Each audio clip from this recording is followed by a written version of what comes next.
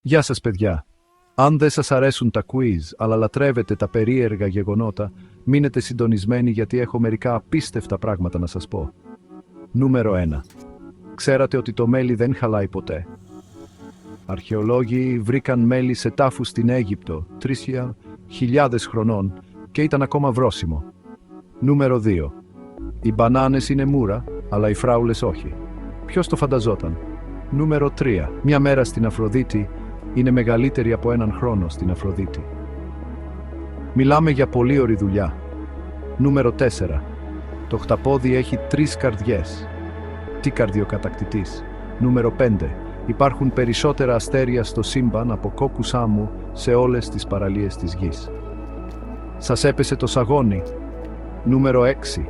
Ένα φτέρνισμα ταξιδεύει με 160 χιλιόμετρα την ώρα. Υγεία. Νούμερο 7.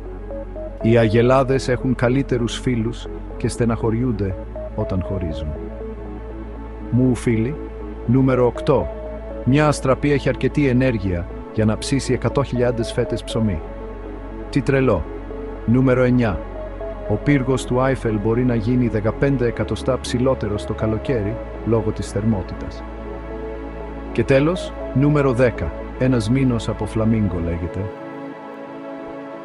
Φλαμπογιάνς. Τέλεια. Ευχαριστώ που παρακολουθήσατε.